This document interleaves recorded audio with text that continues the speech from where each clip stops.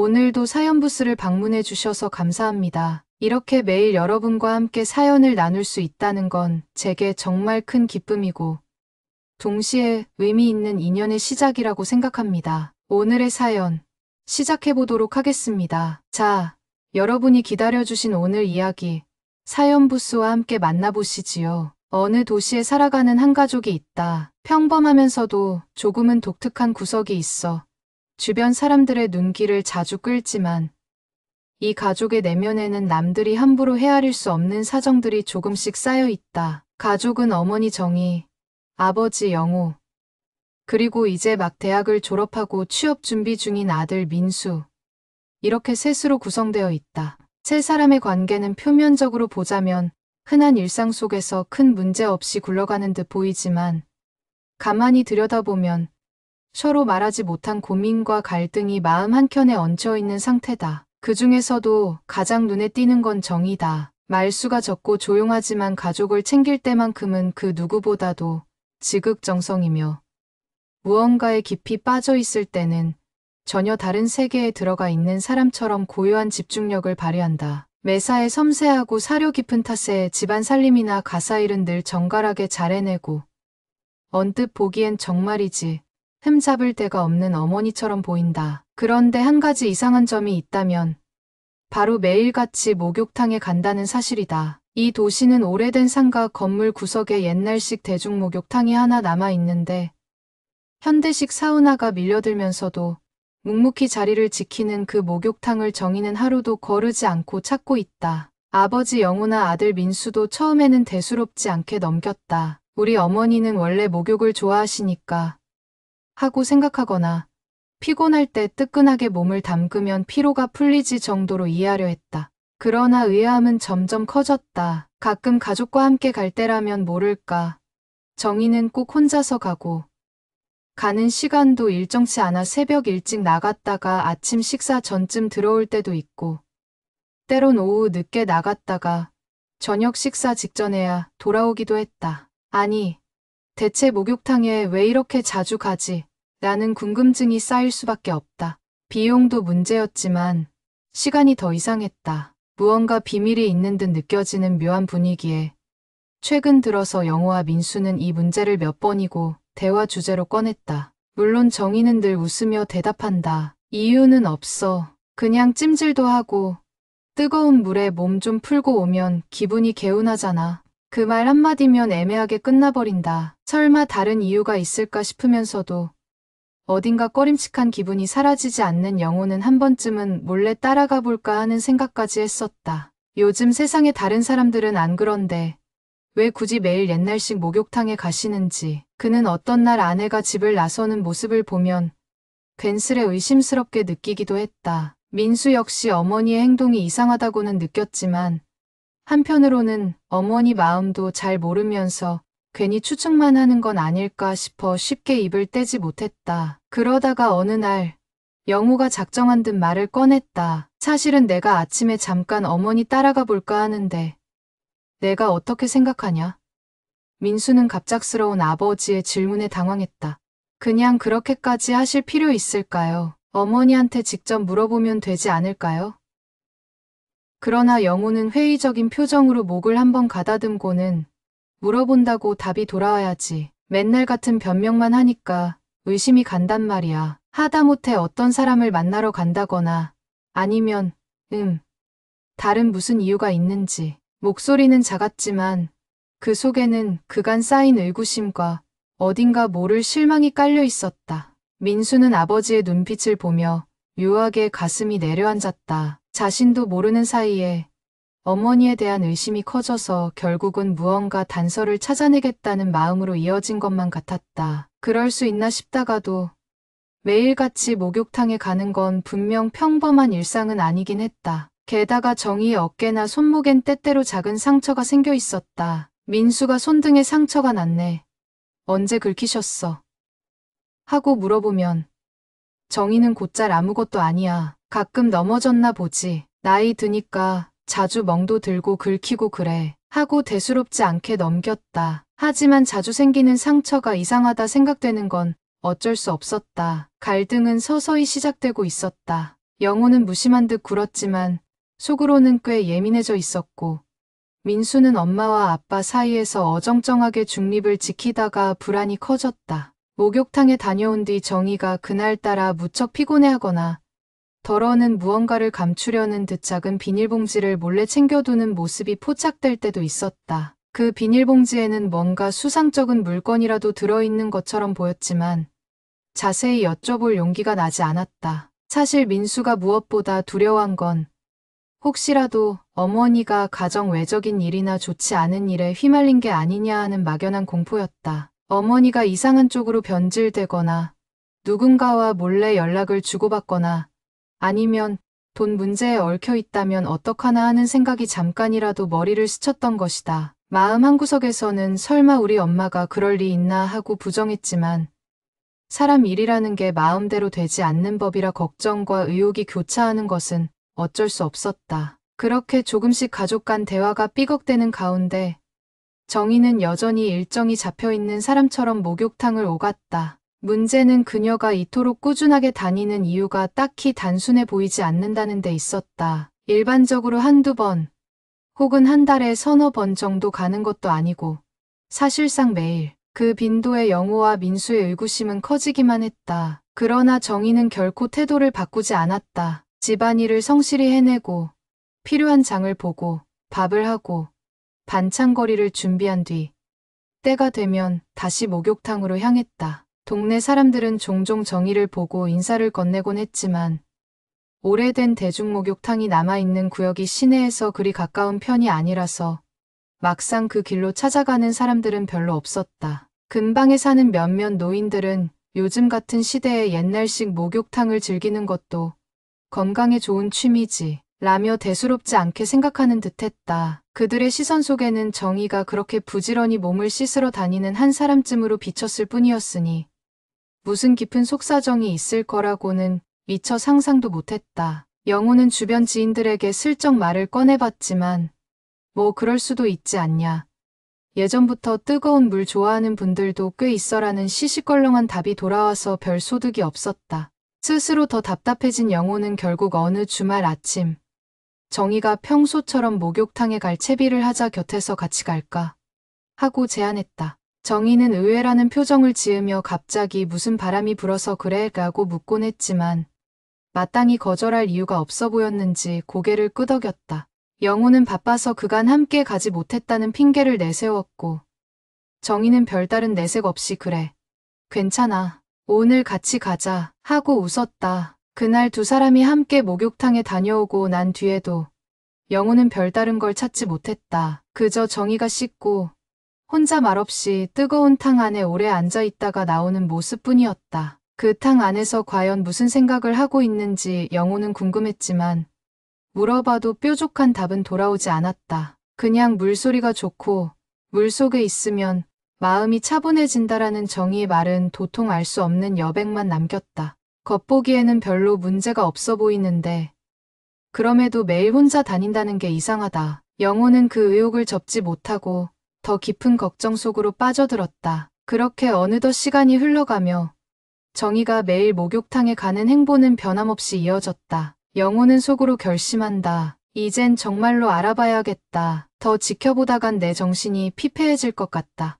민수 또한 어머니의 상태가 좀 달라졌다는 걸 느꼈다. 예전보다 조금 더 피곤한 기색이 역력해지고 자꾸만 잦은 기침을 하거나 허리를 매만지며 찡그리는 모습을 볼 때면 문득문득 가슴이 철렁 내려앉았다. 어쩌면 목욕탕에 다니는 이유가 몸이 안 좋아서 그런 것일 수도 있겠다 싶어 정희에게 병원 진료를 받아보자고 권유했지만 정희는 에이 괜찮아. 나 벌써 병원에도 다녀왔어. 아무 문제 없대. 라며 애써 웃어넘긴다. 이런 태도는 가족에게 더 큰 불안과 의문만 안겨주었다. 갈등은 이렇게 시작되었다. 어머니는 매일같이 목욕탕에 간다. 그 이유는 아무도 알지 못한다. 아버지는 은근히 의심과 불신의 눈길을 떼지 못한다. 아들은 그 사이에서 마음이 괴로워진다. 어머니가 무언가를 숨기고 있다는 느낌이 짙어질수록 가족 간의 대화는 어쩐지 평행선을 달리는 듯하다. 이 갈등이 어디서 비롯된 것인지,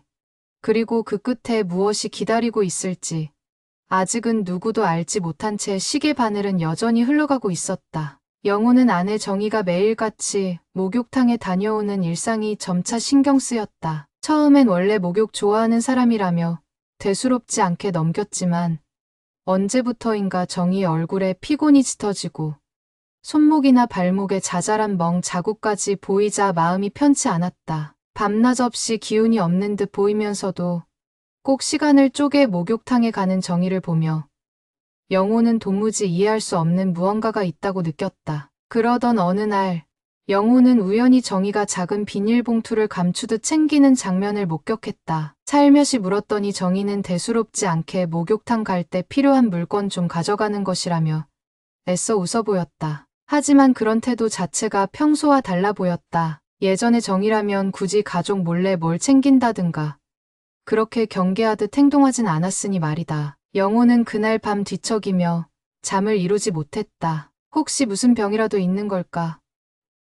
그래서 뜨거운 물에 몸을 담그러 다니는 건가? 아니면 몰래 돈 버는 일을? 아들 민수 역시 비슷한 의문과 걱정을 품고 있었다. 민수는 이제 대학을 졸업하고 취업 준비 중이라 집에 머무는 시간이 늘었는데 새벽이면 정희가 곧잘 외출하는 모습을 자주 목격했다. 요즘 들어 어머니가 유난히 피곤해하고 손목이나 팔뚝에 자잘한 상처가 자꾸 생기는 게 너무 이상하게 느껴졌다. 언젠가 한번 요즘 자주 나가시네요. 특별한 일이라도 있어요? 라고 물었지만 정희는 뭐가 있어. 그냥 땀 좀 빼러 가는 거지. 라며 아무렇지 않게 웃었다. 하지만 민수 눈에는 그 미소에 어딘가 쓸쓸한 기색이 깃들어 있었다. 결국 부자 후즈는 서로 속내를 털어놓게 됐다. 어느 늦은 저녁, 거실에 마주 앉은 영호와 민수는 동시에 정희 어머니가 뭔가를 숨기는 것 같다는 사실에 동의했다. 영호는 조심스레 내가 따라가 볼까 했는데 혹시 아내가 알아채면 더 큰 문제가 생길까봐 내가 먼저 한번 살펴봐 줄래? 라고 제안했다. 민수는 조금 망설였지만 어머니가 정말로 무슨 힘든 사정이라도 혼자 감당하고 있는 건 아닌지 마음이 쓰여 곧 알겠습니다. 이번 주말 새벽에 해볼게요. 라고 답했다. 며칠 뒤 토요일 새벽이 되자 민수는 일부러 알람을 맞추고 미리 일어나 있었다. 정희가 부엌 조명도 켜지 않은 채 조용히 현관문을 열고 나가는 순간 민수도 서둘러 겉옷을 챙겨 입었다. 골목길을 빠져나가는 정희의 뒤를 따라가 보니 그녀는 곧장 버스 정류장으로 향했다. 평소엔 가까운 동네 목욕탕에 가면 될 텐데 왜 이렇게 멀리 이동하는 걸까?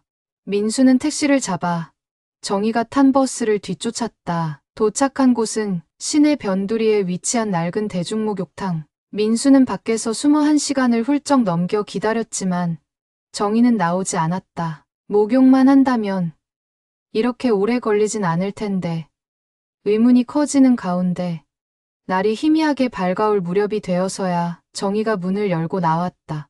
그녀는 한 손에 작은 종이봉투를 들고 있었고 머리에는 땀이 맺혀 있었다.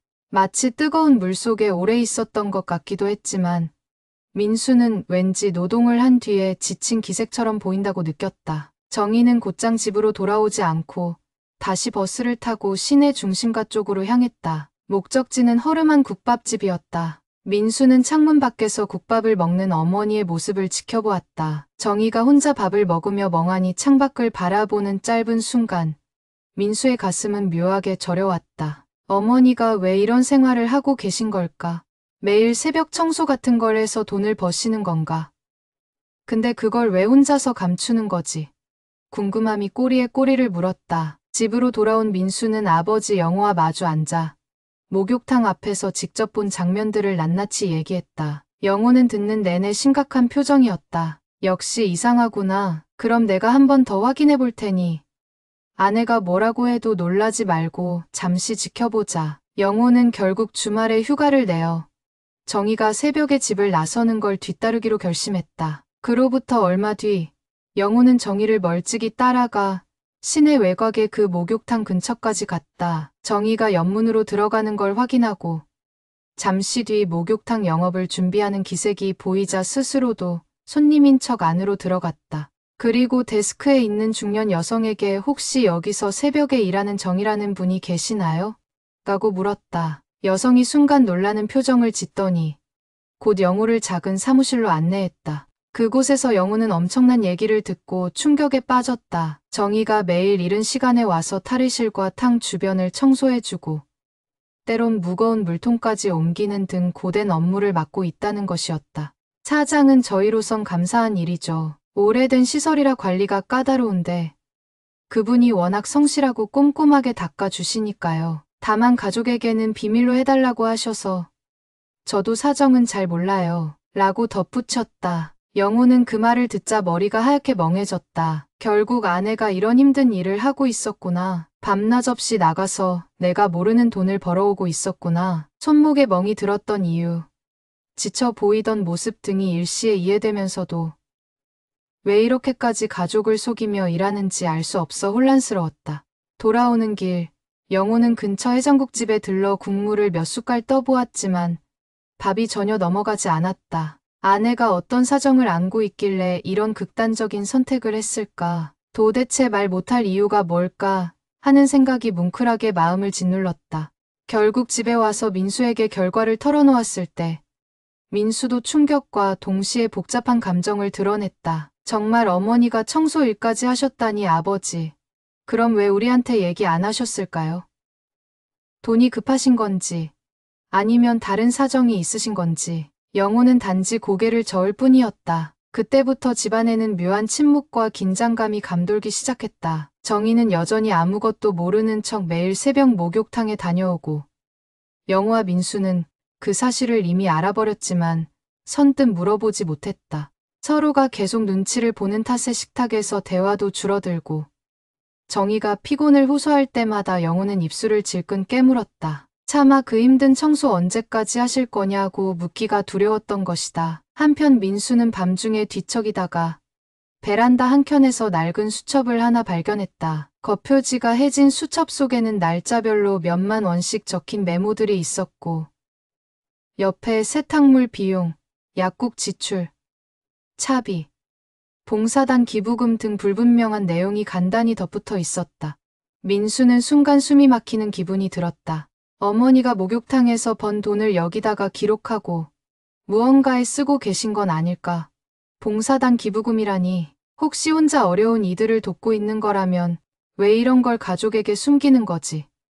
온갖 가설이 뇌리를 스쳤지만 민수는 아직 함부로 결론 내릴 수 없었다. 결국 그는 수첩을 조심스럽게 원래 자리에 두고 방으로 돌아갔다. 이렇듯 집안 곳곳에 숨은 흔적들이 서서히 드러나는 가운데 가족들은 각자 마음 한구석에 짙은 불안을 품게 되었다.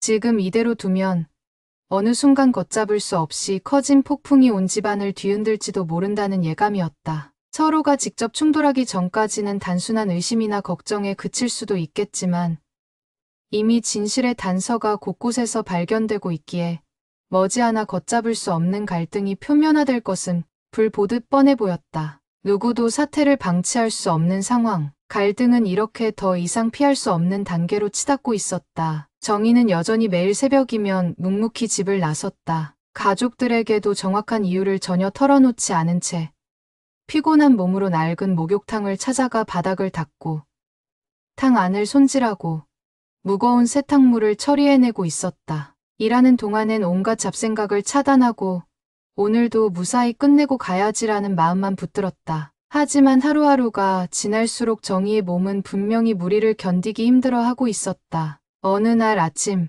정희는 목욕탕에서 돌아오자마자 현관에 들어서다 갑작스레 발이 풀려 넘어졌다. 그 충격으로 손목을 살짝 삐끗했는지 얼굴을 찡그리며 한참을 일어나지 못했다. 때마침 거실에서 TV를 끄고 나오던 영호가 놀라 달려와 여보, 괜찮아.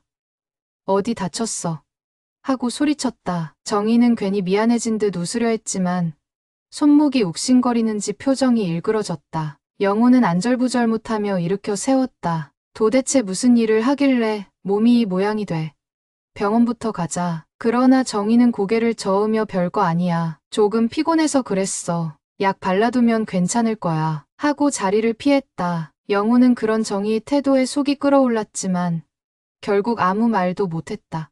민수 또한 어머니 상태가 눈에 띄게 안 좋아졌다고 생각했다. 한 번은 부엌에서 설거지를 하던 정희의 손이 덜덜 떨려 접시를 깨뜨리는 걸 보고 민수는 재빨리 달려가 제가 할게요. 어머니는 좀 쉬세요. 하고 설거지를 대신했다. 그럼에도 정희는 내가 할 수 있어. 너는 내 공부나 해. 라는 말을 남기고 방으로 들어가 버렸다. 정희가 민수의 도움을 받을 때면 뭔가 불편해 보이는 얼굴이었다. 마치 자신이 해야 할 몫을 누가 대신하면 안 된다는 듯이. 이런 상황에서 영호와 민수는 더욱 고민이 깊어졌다. 우리 알잖아. 저 사람이 새벽마다 힘든 청소를 하고 온다는 걸. 그런데도 저렇게 몸까지 상해가면서 아무한테도 말 못하게 숨기는 이유가 뭘까? 영호는 밤마다 한숨을 쉬었다. 민수는 며칠 전 베란다에서 몰래 본 수첩 이야기를 고민 끝에 아버지에게 꺼냈다. 거기 메모를 보니까 봉사단 기부금 이런 게 적혀 있더라고요. 설마 어머니가 혼자 기부를 하면서 돈이 필요해서 그러신 걸까요? 민수는 그 말이 채 끝나기도 전에 그럼 미리 말을 하면 되잖아. 집안 형편 때문에 기부 못한다고 한 적도 없고 라며 영호는 믿기 힘들다는 듯 고개를 저었다. 하지만 다른 가능성을 완전히 배제할 수도 없었다. 정희가 늘상 남을 잘 챙기는 사람이었다는 걸 두 사람 모두 잘 알았기 때문이었다. 전에 동네에서 도움이 필요한 노인에게 반찬을 가져다 주거나 작은 자선 모임에 참여하곤 했던 정희의 모습을 떠올리자 민수는 왠지 모르게 마음이 무거워졌다. 어머니가 그런 선행 때문에 과도한 부담을 떠안고 있는 건 아닐까. 갈등은 그뿐만이 아니었다. 영호는 아내가 가끔 전화 통화를 하는 듯한 모습을 목격했는데 정희가 가족들이 있는 곳에서 전화를 받는 일은 거의 없었다. 한 번은 밤늦게 거실로 나와 통화하던 정희가 영호와 시선이 마주치자마자 전화를 황급히 끊는 바람에 서로가 순간적으로 긴장한 적도 있었다. 영호는 그날 밤 혹시 돈 문제와 관련된 전화인가? 빚이나 채무 관계가 있으니까 나한테 말 못하는 걸까? 하는 여러 상상을 하게 되었다. 민수에게도 이런저런 가능성이 떠올랐다. 어머니가 남몰래 누군가를 도우려다 경제적으로 곤란해진 건 아닌가. 그렇지 않고서야 이렇게까지 몸을 혹사시키실 이유가 뭐람. 가족이라는 테두리 안에서마저 충분히 말하지 못하는 비밀이 뭔지를 생각하면 마음은 점점 더 답답해졌다. 그런 상황이 이어지며 가족 간의 대화는 점차 줄었다. 표면적으론 큰 소리로 싸우거나 충돌하는 일은 없었지만 서로가 서로를 동등하게 바라보지 못하는 미묘한 불신과 거리감이 짙어졌다. 영호나 민수가 정말 괜찮아요? 가거나 오늘도 목욕탕 가시는 거예요? 같은 질문을 하면 정희는 오히려 더욱 예민하게 반응하면서 내가 좋다고 가는 건데 왜들 이래? 내가 하겠다는데 무슨 상관이야 하며 말을 막아버렸다. 이런 상황이 되풀이될수록 서로의 시선은 갈수록 불편해졌다. 결정적으로 정희가 점점 더 자주 허리 통증을 호소하고 때론 다리 힘이 풀려 걸음을 걷기가 힘들 정도로 보이던 어느 날 영호는 또다시 정희의 고집을 직접적으로 건드리고야 말았다. 식탁에서 밥을 먹다가 정희가 뜬금없이 허리를 잡고 신음소리를 내자 영호가 참지 못하고 이럴 거면 제발 나한테 말 좀 해. 그 알바인지 뭔지 몰라도 관두면 안 돼. 차라리 내가 더 열심히 일해서 돈 버는 게 낫지. 당신 몸 상하면 어쩌려고 그래 라고 소리치듯 말했다. 정희는 뭔가 들킨 사람처럼 놀란 눈빛으로 돌아보았고 민수 또한 가슴이 철렁 내려앉았다. 하지만 정희는 곧바로 표정을 굳히고 일부러 냉정해 보이려는 듯 누가 알바를 해? 난 그냥 몸이 찌뿌둥해서 목욕탕에 가는 거라니까 하고 부정했다. 그 태도가 너무나 완강하고 단호해서 영호는 더 이상 말을 잇지 못했다. 민수 역시 어머니, 왜 그러세요? 저희가 그냥 하고 중간에 나서려 했지만 정희는 눈빛만으로 상황을 단칼에 끊어냈다. 마치 이 이야기는 더 이상 하지 말라고 강하게 경고하는 듯한 기색이었다. 그날 이후 집 안 분위기는 완전히 가라앉았다. 아무도 직접적으로 다투진 않았지만 서로 마음속에는 모른 척하기 힘든 앙금이 누적되어 갔다. 정희는 더더욱 새벽 출근, 시간을 앞당기는 듯 보였다. 예전엔 해 뜨기 전쯤 집을 나갔는데 이제는 그보다 훨씬 일찍 한밤중에 슬그머니 외출하는 날도 생겼다. 몸 상태도 예전보다 더 힘들어 보이는데 정희의 고집은 점점 더 세지는 듯했다. 민수는 방 안에 틀어박혀 한숨을 쉬었다. 도대체 어머니 마음을 어떻게 열 수 있을까? 우리가 이미 목욕탕 청소 일을 다 알고 있다는 걸 과연 말해버려야 하나? 그러면 정말 심한 충돌이 일어날지도 모르는데 아버지 영호도 마찬가지로 밤마다 침대에 누워 뒤척였다. 아내가 왜 이러는지 도무지 알 수가 없구나. 무슨 커다란 사정이라도 있으면 한번 털어놓지.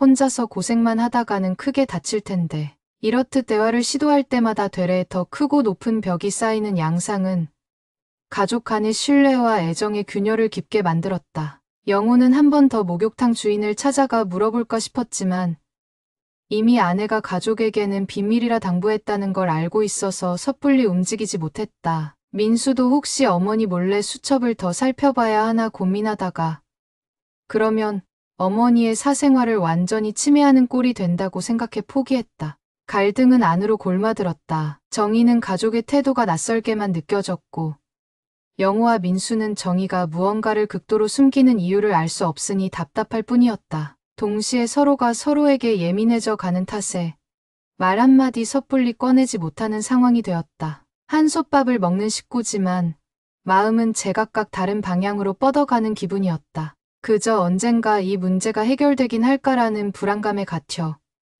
각자 멍한 시선으로 시간만 흘려보내고 있었다. 어느덧 정희가 새벽마다 목욕탕에 다닌 지 몇 달이 훌쩍 지나가고 있었다.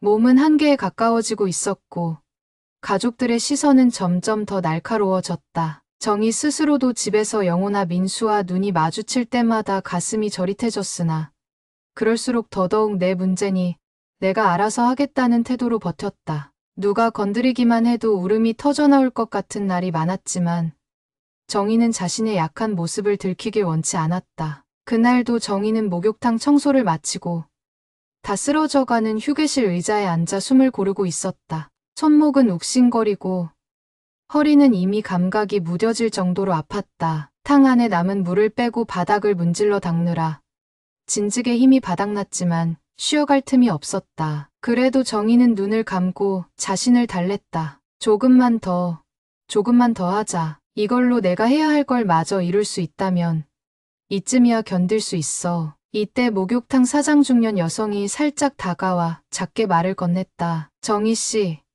오늘은 좀 힘들어 보이시는데 괜찮아요. 나중에 허리 못 쓰게 되면 어떡하려고 이래요. 그녀는 은근히 정희를 걱정하는 듯했지만 동시에 일이 제대로 굴러가길 바라는 입장이기도 했다. 정희는 천천히 고개를 들어 애써 웃었다. 조금 피곤하긴 한데 괜찮아요. 곧 마무리할 테니 걱정 마세요. 사장은 긴 한숨을 쉬며 가족들이 알면 뭐라 안 하든가요? 솔직히 남편분이나 자제분이랑 상의하시는 게 좋지 않겠어요? 라고 권했다. 정희는 눈을 살짝 내리깔고 작게 입술을 깨물었다. 가족한테 말할 수 없는 사정이 좀 있어요. 사장님도 아시잖아요. 제가 부탁드린 거. 그러자 사장은 더 묻지 않고 조용히 자리를 떠났다. 그날 정희는 평소보다 일찍 퇴근했다. 탕 청소가 어느 정도 마무리된 새벽 무렵 평소처럼 국밥집에 들르지 않고 곧장 버스를 타고 집으로 향했다. 너무 지쳐서인지 차라리 집에 가서 잠시라도 눈을 붙이고 싶었다. 그런데 집 근처 정류장에서 내리는 순간 갑자기 다리가 풀리고 말았다. 미처 중심을 잡지 못한 정희는 그대로 주저앉아 버스 정류장 가로수 근처에 고꾸라졌다. 옆에 서 있던 몇몇 사람이 놀라 소리를 질렀다. 어머, 괜찮으세요? 정희는 숨이 턱 막히고 허리와 무릎이 욱신거리며 어지러움이 밀려왔다. 죄송해요. 잠깐만 괜찮아요. 그냥 어지러워서. 누군가 부축해 주어 간신히 일어섰지만 한 발 내딛는 것조차 어려웠다. 결국 앰뷸런스가 불렸다. 정희는 이 정도로 구급차까지 하며 당황했으나 주변 사람들이 그냥 둘 수 없다며 적극적으로 도와주었다. 인근 병원 응급실에 실려간 정희는 간단한 검사를 받은 뒤 과로로 인한 허리 근육 염자와 저혈압 증세가 있다고 진단을 받았다. 다행히 골절이나 큰 부상은 아니었지만 의사는 이 상태로 무리하면 더 위험해진다. 당분간 안정이 필요하다. 라고 강조했다. 그 시각 민수는 집에서 인터넷으로 채용 공고를 살펴보다 어머니가 없어진 걸 눈치채긴 했지만 설마 정희가 그 새벽 시간에 또 목욕탕에 갔으리라고는 생각 못했다. 그러다 병원 측에서 연락을 받게 된 영호는 깜짝 놀라 옷도 제대로 못 갈아입고 뛰쳐나갔다. 당신이 도대체 왜 병원에? 달려온 영호가 응급실 베드에 누운 정희를 보는 순간 울분과 걱정이 한꺼번에 차올랐다. 이게 뭐야? 얼마나 힘들면 길에서 쓰러져서 앰뷸런스까지 불렀어. 제발 말 좀 해. 무슨 일을 하고 있었길래 이렇게 돼. 정희는 눈시울을 붉혔으나 끝내 입술을 깨물고 고개를 돌렸다. 오버 좀 하지 마. 나 그냥 어지러워서 넘어진 거야. 영호는 그 뻣뻣한 태도가 안타깝고 원망스러웠다. 민수도 뒤늦게 병원으로 달려왔다. 어머니가 누워있는 모습에 마음이 철렁 내려앉았지만 정희는 여전히 가족에게 내가 알아서 할 테니 걱정 말라는 말만 되풀이했다. 의사가 권한 입원이나 치료도 그럴 필요 없다고 고집하며 다소 무리하게 퇴원을 요청했다. 영호는 한 번만이라도 내 말 좀 들어주면 안 돼. 이렇게 쓰러지고도 그 일이 중요해라며 목소리를 높였지만 정희는 꿋꿋이 버티는 통에 답답함만 더해졌다. 결국 그날 정희는 그냥 집으로 돌아왔다. 가족들이 여러 번 권했으나 그녀는 침대에 눕는 대신 반창거리를 꺼내와 부엌에 섰다. 민수가 어머니, 좀 쉬세요. 제가 다 할게요. 해도 정희는 괜찮다니까. 밥 안 먹어? 그러면 내 아버지 출근할 때 뭐 먹고 가라고 하며 기어코 움직였다. 그러나 그날따라 손에 힘이 잘 들어가지 않는지 칼질을 하다가 야채를 떨어뜨리고 허리를 펴다가 식탁 모서리에 살짝 부딪히고 말았다. 작은 사고들이 잇따르자 민수는 애가 달아 발을 동동 굴렀고 영호는 거실에서 그 광경을 보며 한숨을 푹 내쉬었다. 대체 왜 이렇게 애를 써? 당신 몸 챙기는 게 먼저지. 정희는 자신을 위해 걱정하는 남편과 아들을 볼 때마다 죄책감이 몰려왔다. 그러나 이미 돌이킬 수 없는 상황이라고 믿고 있었다. 그래. 조금만 더 하면 끝낼 수 있어. 그때까지만 이 고생을 버텨내면 모든 걸 가족에게 솔직히 털어놓을 수 있겠지. 그러면서도 스스로가 점점 지쳐가고 있음을 알고 있었다. 돌아 누울 때마다 허리에 통증이 찌릿하게 올라왔고 손목 관절은 붓기가 빠지지 않았다. 새벽에 일어날 때마다 비명을 지를 정도로 다리가 저렸지만 정희는 이를 악물고 또 집을 나섰다. 가족들은 그 모습을 가까이서 지켜보며 애정과 걱정이 분노와 서운함으로 뒤섞이는 복잡한 감정적 변화를 겪고 있었다. 당신이 힘들면 힘들다 말해. 우리가 왜 가족이야?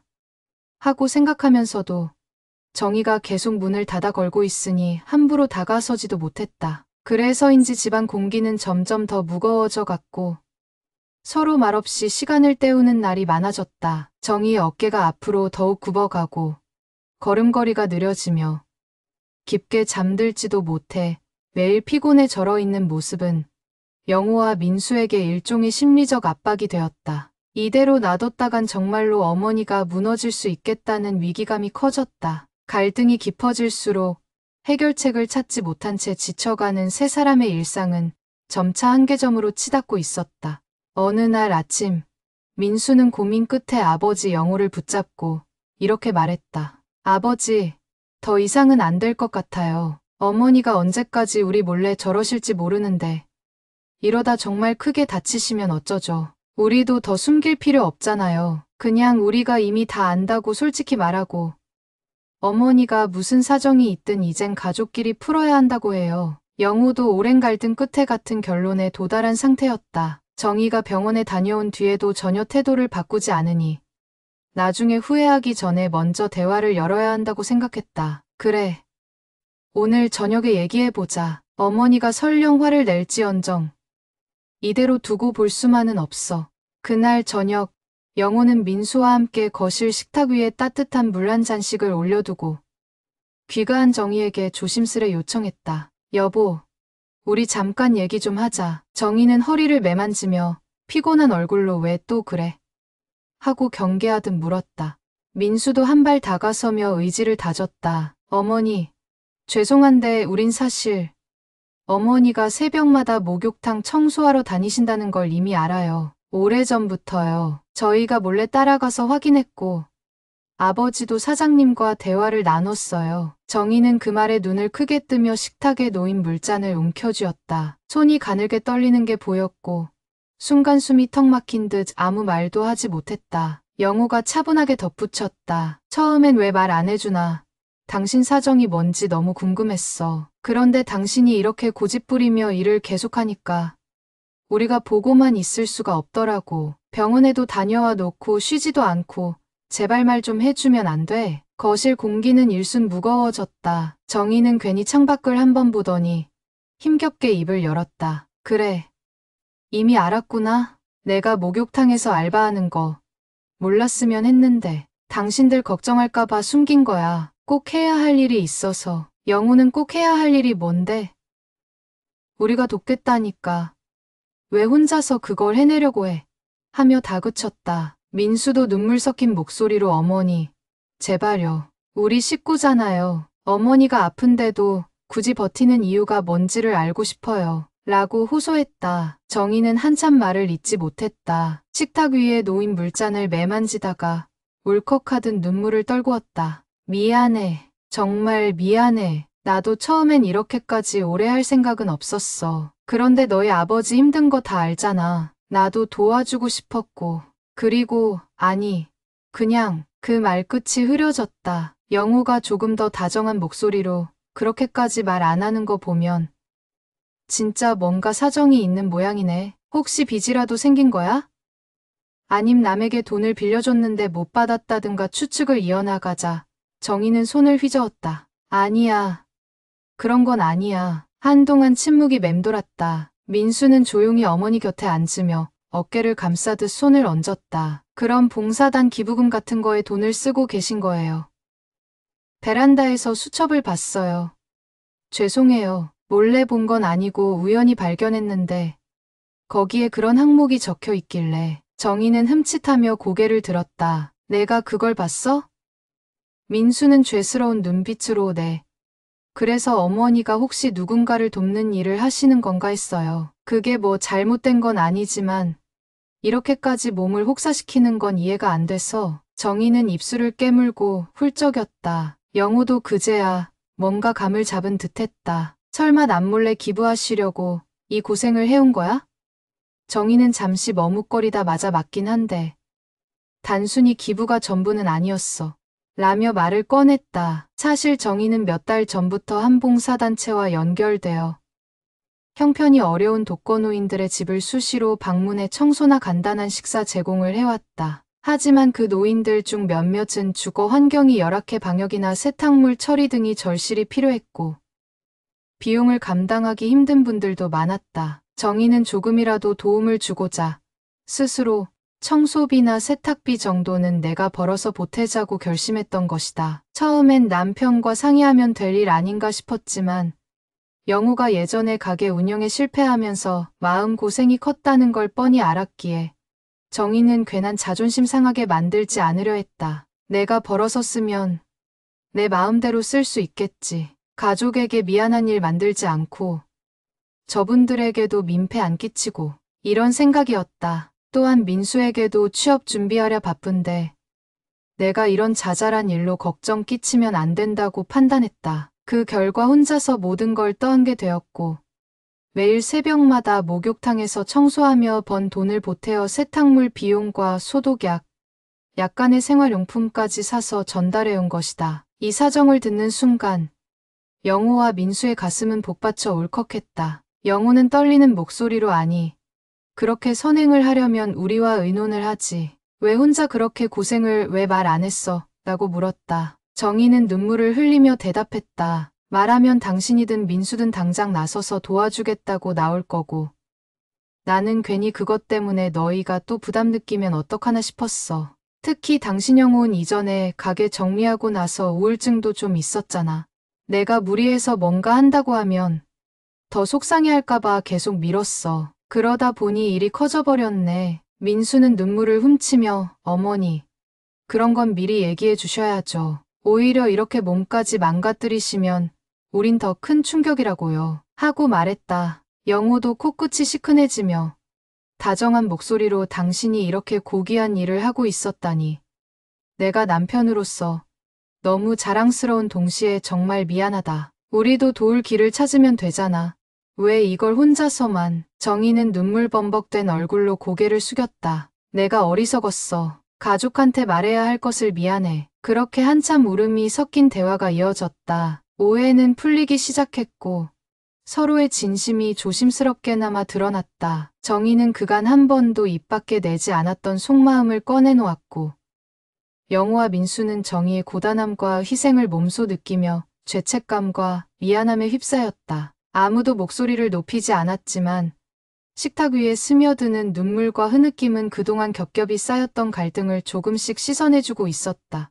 가족 간의 대화가 진정 어린 감정의 해소 단계에 접어든 것이었다. 진실이 드러나자 영호는 발벗고 나서서 해결책을 찾기 시작했다. 정희가 왜 매일같이 목욕탕에서 청소를 해온 건지, 그리고 벌어들인 돈을 어디에 쓰고 있었는지 정확히 알게 된 이상 더 이상 어두운 비밀로 묻어둘 이유가 없었다. 나도 같이 도울게. 혼자 무리할 필요가 뭐가 있어. 차라리 우리 둘이 번갈아 가면 되잖아. 인력이 필요한 거면 민수도 잠깐씩 거들어줄 수 있고.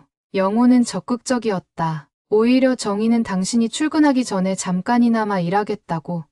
힘들 텐데 하고 걱정했지만 영호는 빙그레 웃으며 말했다. 내가 힘든 건 둘째치고 당신이 다치거나 쓰러지는 것보다는 100번 낫지. 민수 또한 제가 과외로 용돈을 조금씩 벌고 있으니까 봉사단 기부금이나 물품 비용은 거기서도 일부 보태면 돼요. 굳이 어머니가 목욕탕에서 그렇게 몸 상해가며 돈 버실 필요 없잖아요. 라고 했다.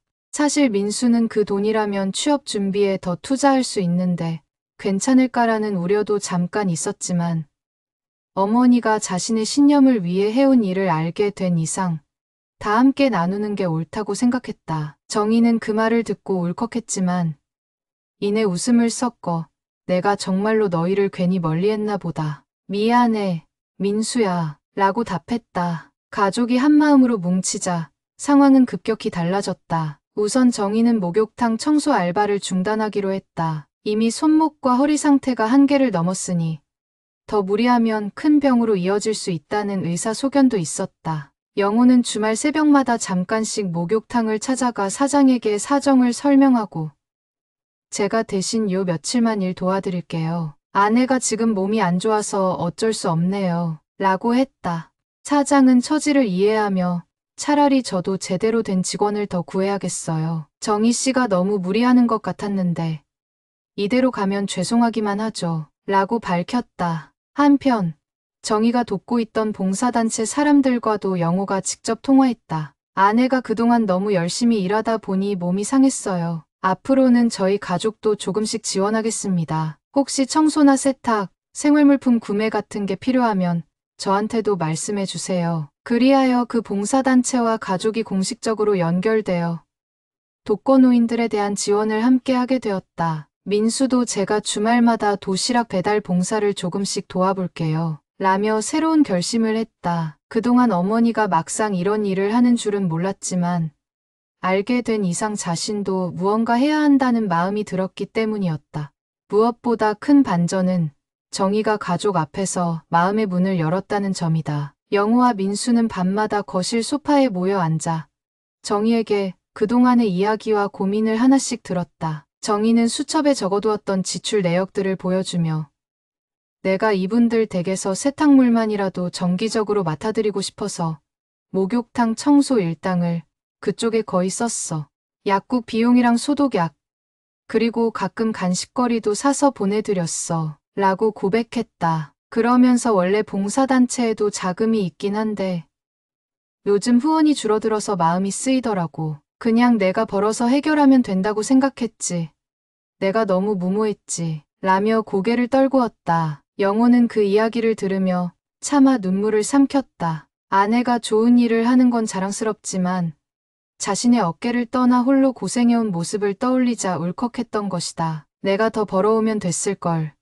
괜히 힘든 길을 갔구나. 하지만 정희는 손사래를 쳤다. 당신이 이미 회사 일도 바쁜데 또 이 문제까지 신경 쓰라고 하면 안 될 것 같았어. 게다가 예전에 가게 정리할 때 당신이 많이 우울해했잖아. 괜히 내가 봉사니 기분이 하면 당신이 스스로를 더 자책할까봐. 그 말에 영호는 머리를 쓰다듬으며 바보 난 이젠 괜찮아. 예전만큼 우울해하지도 않는데 라고 답했다. 민수는 그럼 어머니, 앞으로는 우리 셋이 함께해요. 저도 조금씩 돈을 모아서 후원하고 몸이 괜찮으면 현장 봉사도 가서 돕고 그러면 어머니가 그 고생을 안 해도 되잖아요. 하고 웃었다. 정희는 빙그레 미소 지으며 아들의 손을 잡았다. 그래. 이젠 그렇게 할게. 내가 너희를 너무 몰랐어. 고맙다.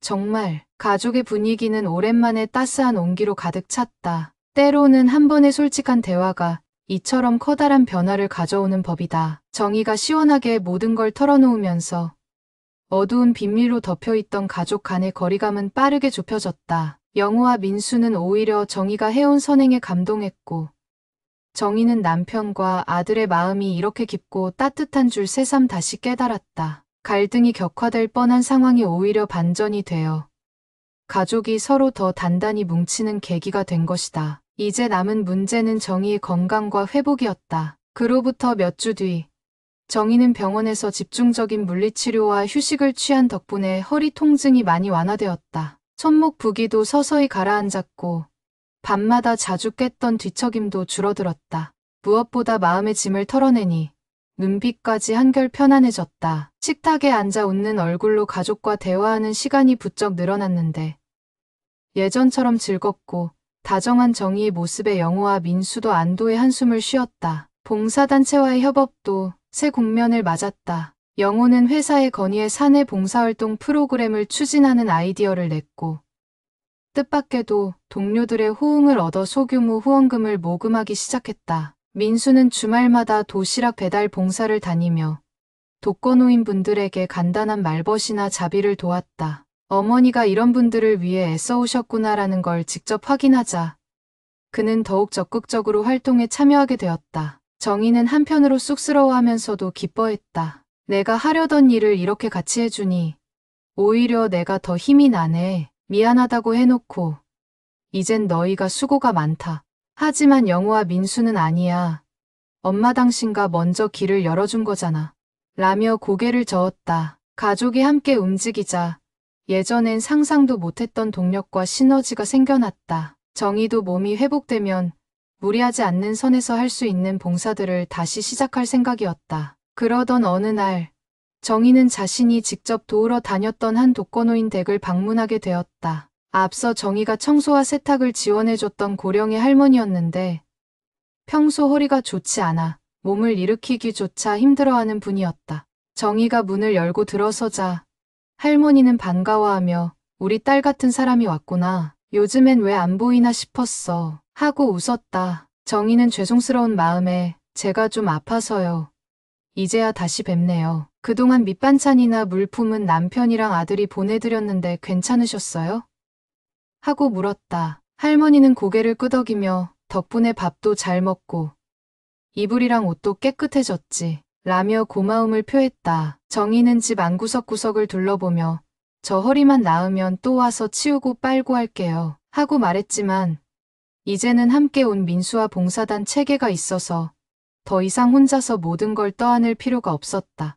민수도 웃으며 할머니, 저도 도와드릴 테니 뭐든 말씀하세요. 하고 인사했다. 할머니는 손을 털며 이렇게 좋은 가족이 같이 와주니 내가 얼마나 든든한지 몰라. 라고 답했다. 정희는 그 말을 듣고 눈물이 핑 돌았다. 이전에는 혼자 해내려고 애썼는데 이제는 가족과 함께하니 훨씬 마음이 가볍고 든든하게 느껴졌기 때문이었다. 그날 집에 돌아오는 길, 민수와 정희는 작은 편의점에 들러 음료수를 마셨다. 민수가 어머니, 예전에는 왜 그렇게까지 혼자서 버티셨대요. 우리가 진작 알았다면 하고 말하자 정희는 쑥스러운 표정으로 멋쩍게 웃었다. 난 늘 집안 형편 생각하면서 내가 더 벌어서 남한테 피해 안 주고 이웃도 도우면 되지 않을까라고 짧게 생각했지.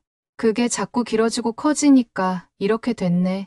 앞으로는 우리 가족한테 말하고 함께 해나갈 거야. 민수는 음료수를 꿀꺽 마시고 고개를 끄덕였다. 뭔가 그동안의 고생이 헛되지 않았다고 느껴지면 좋겠어요. 적어도 어머니가 한 일은 정말 멋지고 우리가 다 같이 할 만한 가치가 있다고 생각합니다. 그 후로 정희는 목욕탕 청소 일을 완전히 그만두고 대신 주말마다 영호와 민수의 도움을 받아 봉사단체가 필요로 하는 여러 지원 업무에 참여했다. 허리와 손목을 많이 쓰지 않아도 되는 간단한 서류나 안내 업무부터 다른 봉사자들과 교대의 독거노인들을 방문하는 일까지 몸 상태가 호전되는 대로 조금씩 범위를 넓혀가려 했다. 영호도 회사 일정에 맞춰 틈틈이 동참했고 민수는 본격적인 취업 준비 중에도 시간을 쪼개어 엄마와 함께하는 봉사의 보람을 느꼈다. 집 안의 공기는 이전보다 훨씬 밝아졌다. 아침이면 정희가 먼저 일어나서 부엌일을 시작하곤 했지만 이제는 영호가 내가 할게라며 달려들고 민수가 어머니 허리는 아직 다 낫지 않았으니 쉬세요 하고 동참해 주었다. 정희도 안 그래도 돕겠다고 해주니 얼마나 고마운지 몰라. 이게 가족이구나 싶어 라며 환하게 웃었다. 불과 얼마 전까진 서로 눈치를 보며 말도 제대로 못하던 시절이 무색할 만큼 마음을 주고받는 대화가 오간 덕분이었다. 그렇게 얼마의 시간이 더 흐른 뒤 정희는 완전히 기력을 회복했다. 민수도 다행히 취업에 성공해 직장 생활을 시작하게 되었고 영호는 회사 내 봉사활동을 체계화하는 프로젝트를 진행해 성과를 인정받았다. 그 변화는 모두가 서로 믿고 협력했기에 가능했다. 그리고 그 결과물은 가족 간의 뜨거운 애정으로 돌아왔다. 정희가 매일 목욕탕에 가던 이유. 그 숨은 진실이 밝혀진 뒤로는 오히려 서로를 이해하고 존중하는 마음이 더 깊어졌던 것이다. 마침내 정희의 손목과 허리가 거의 정상으로 돌아온 어느 주말 아침. 가족은 작은 축하 파티를 열었다. 당신이 건강을 되찾았고 민수도 취업했으니까 우리 한번 놀러 가자고. 근교에 풍경 좋은 산책길도 있던데. 영호가 제안하자 정희는 쑥스러운 듯 내가 차를 태워줄까. 이제 운전도 다 할 수 있어 하고 웃었다. 민수는 좋아요. 거기서 우리 사진도 찍고 맛있는 것도 먹고 오죠 라며 동의했다. 가족 셋이 길을 나서는 순간 거실에 걸린 시계가 째깍거리며 조용한 기쁨을 전해주는 듯했다. 불과 몇 달 전만 해도 서로 마음을 닫아 걸고 새벽의 비밀 속에 몸과 마음이 상해 가던 시간이 있었지만 이젠 그 어둠을 딛고 일어선 또 다른 빛이 보였다. 함께한다는 소중함. 가족이라는 이름 아래 서로를 믿고 돕는다는 단순하지만 커다란 진실이 그들의 일상을 따뜻하게 감싸주었다. 사실 정희가 매일 목욕탕에 갔던 이유가 단순한 목욕이 아니라는 점은 이미 이웃들에게도 조금씩 알려졌고 오히려 동네에서는 성실한 분 따뜻한 마음씨라며 칭찬을 건네는 이들이 많아졌다. 정희는 그런 말들을 들을 때마다 민망하면서도 뿌듯했다. 무엇보다 가장 큰 변화를 가져온 건 가족끼리 솔직해졌다는 사실이었다. 숨길 게 없는 삶, 서로 마음을 열고 소통하는 삶이 얼마나 편안한지 정희는 직접 체감하고 있었다. 이젠 내가 매일 목욕탕 가서 청소할 이유가 사라졌지. 정희가 놀러가는 차 안에서 너털웃음을 지었다. 영호는 백미러를 보며 당신이 더 건강해졌으니 앞으로도 함께 오래도록 봉사하고 지내자고 라고 화답했다. 민수도 옆좌석에서 그래야죠. 가족은 서로 도우며 사는 거니까요. 라며 청량한 미소를 지었다. 오랜 갈등과 모순이 해소된 뒤에 찾아오는 따뜻함. 그게 바로 가족이라는 이름 아래 피어나는 소중한 결실이었다. 자, 오늘의 이야기는 여기까지입니다. 처음에는 단순히 매일 목욕탕에 가는 어머니의 사연이 뭘까라는 궁금증으로 시작했지만 결말에 이르러서는 가족의 끈끈한 유대감과 숨겨진 선행의 의미가 훨씬 크게 다가온 것 같습니다. 살아가다 보면 내 곁에 있는 사람의 속내를 미처 헤아리지 못한 채 오해를 쌓아가기도 하고 정작 가장 가까운 사이라서 더욱 말을 꺼내지 못하기도 하지요. 이 사연 속 주인공들도 그러한 어긋남 속에서 서로 멀어질 뻔했지만 결국은 진심을 꺼내 보임으로써 더 단단히 이어지는 계기가 되었습니다. 가족이라는 이름이 참 그렇습니다. 늘 곁에 있어서 고마움을 깨닫지 못하다가도 막상 위기가 닥치면 서로에게 가장 큰 버팀목이 되어주곤 하지요. 세상에 완벽한 사람은 없듯 완벽한 가족도 없습니다. 다만 우리에게 소중한 건 서로를 향한 배려와 마음이 진실될 때 그 어떠한 갈등도 풀 수 있다는 점 아닐까요? 오늘 이야기가 혹시 여러분께도 작은 위로와 깨달음을 전해드릴 수 있었다면 좋겠습니다. 오늘도 사연부스와 함께 해주셔서 정말 감사드립니다. 살아가며 겪는 수많은 문제와 고민이 때론 우리를 지치게도 하지만 그 속에 담긴 이야기를 함께 나누다 보면 의외로 가까운 곳에서 따뜻함을 발견할 수 있으니까요. 다음에도 뜻깊은 사연을 가지고 돌아오겠습니다. 여러분의 하루가 조금 더 편안하고 마음 한켠이 포근해지는 시간이 되시기를 바라며 이상 사연부스였습니다. 감사합니다.